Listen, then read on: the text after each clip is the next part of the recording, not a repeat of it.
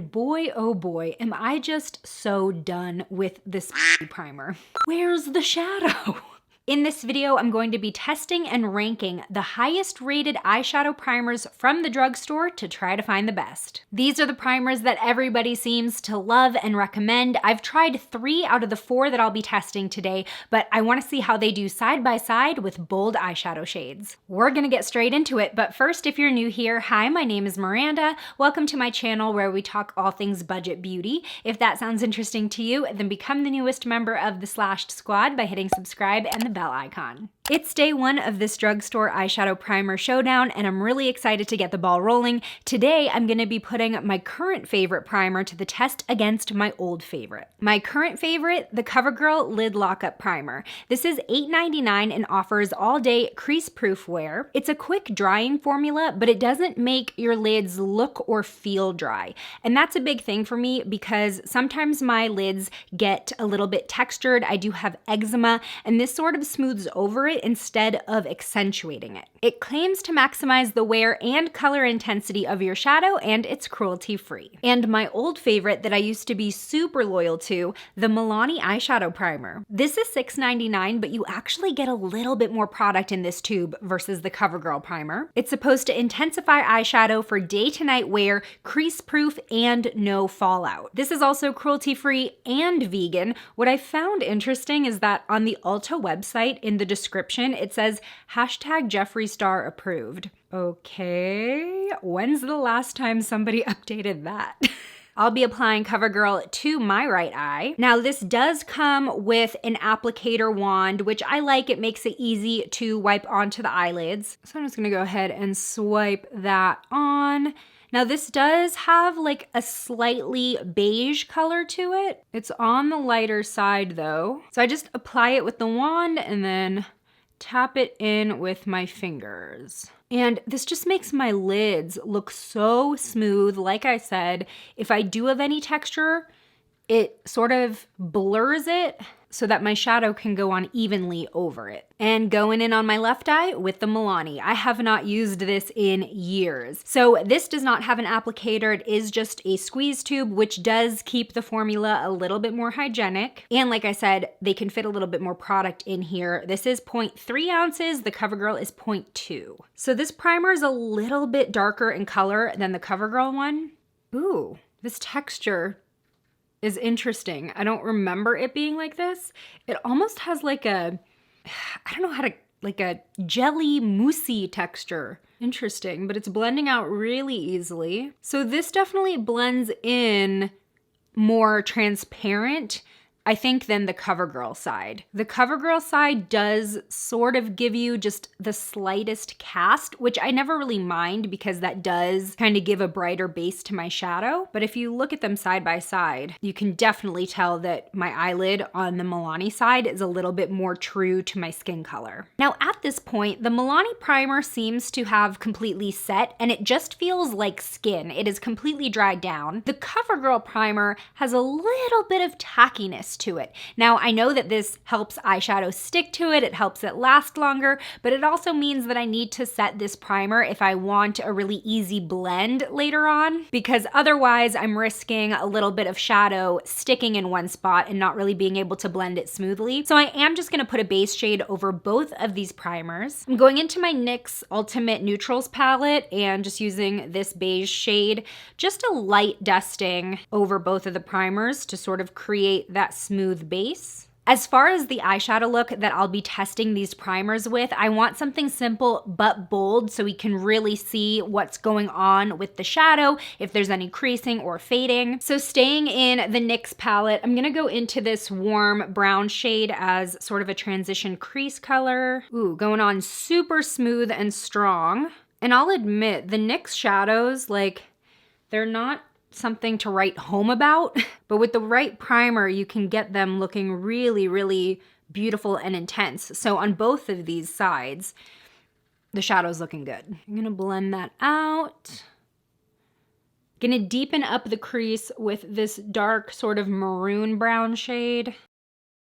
I'm going to apply a super bold shade to the lid. So this is one of the new Revlon So Fierce eyeshadow quads. This is in the version called Clap Back. And I'm gonna dip in to this super rich and royal blue. Oh, and these perform way better when you use your finger. Look at that color. So let's just go straight on.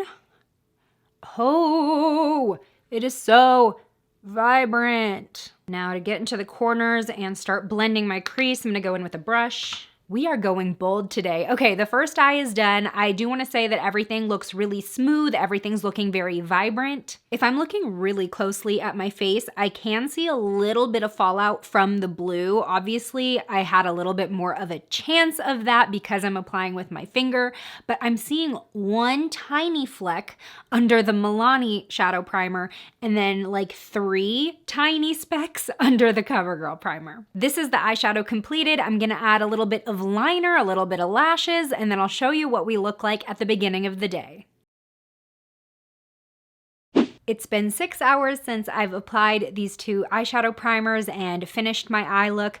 I definitely have some thoughts, although both primers did pretty well. Something that I noticed when going through this morning's footage, as well as just looking in the mirror, I think that my eyeshadow blended out better on the Milani side. From the blue shade into the crease and through the transition, as well as the transition shade blending outward, I think the gradient is smoother and it retained more pigment. On the Covergirl side, the blue doesn't have as smooth of a fade into the transition color, and the transition color, you can see, doesn't come out as far as on the Milani side. And I almost wonder if this had to do with the texture of the primer, because like I said, the Milani one had almost like a jelly type of consistency. It was a little bit slicker, so it spread over the skin a little bit easier than the Covergirl one. So I wonder if I ended up actually spreading the Milani primer a little bit farther out and getting better coverage with it. Now, 6 hours in, I think that both of these primers did a great job at holding on to that color intensity. My shadow looks just as vibrant as it did this morning. Now, there is one teensy tiny thing that I'm noticing, surprisingly again, on the Covergirl side. It's so funny how these experiments end up dethroning my favorites. Hopefully you can see it in the close-up, but I am noticing just the slightest bit of fading in and around that main crease in my eyelid that goes across, especially toward my outer corner. I can see like where my crease is when I open my eye. Do you know what I mean? Like, there's just less color there. Now, if I wasn't looking for this, I probably wouldn't have noticed it. And if this happened to me in real life, I wouldn't be like up in arms trying to fix my eyeshadow. Like, it still looks very intact for the most part, but just being super, super picky. Today's results were pretty close, and these are both still very excellent primer choices, but we have 2 more to test tomorrow before I give my final ranking. It's day 2 of this Drugstore eyeshadow primer test. Now, today I'm gonna be putting on a primer that I already know I don't really like, and then a primer that you all recommended to me. If you watch my videos, you probably already know which primer I don't like.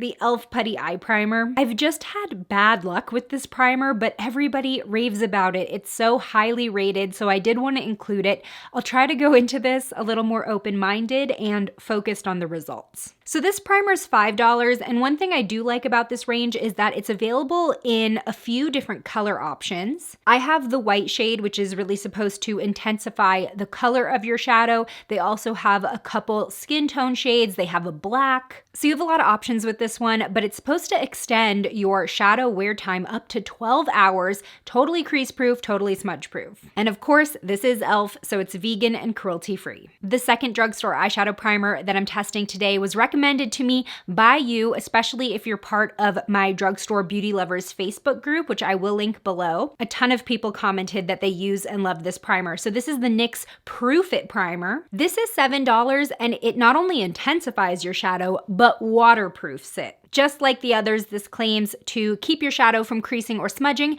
and it's cruelty-free. Starting out with the e.l.f. primer on my right eye. Now, I'm really gonna try to warm this up. My main problem with this primer is that it feels like it dried out in the jar so quickly after I bought it, and it's just a little bit stiff of a formula when I'm trying to blend it out on my lid. So I'm really gonna try to warm it up. Now, like I said, this is white, so it acts as a primer and a base.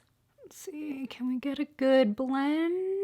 It just sets so quickly that I don't feel like I'm able to really spread it over my lid fast enough. The other thing that I've noticed with this primer, I mentioned it yesterday, when I do have texture on my eyelids and I'm kind of having a drier moment, this doesn't look good on top of dryness or texture. If anything, it kind of catches on it and accentuates it. So that's kind of why I do not like this primer. See, it just doesn't really look like it's blended all that evenly. Let's go in with the NYX.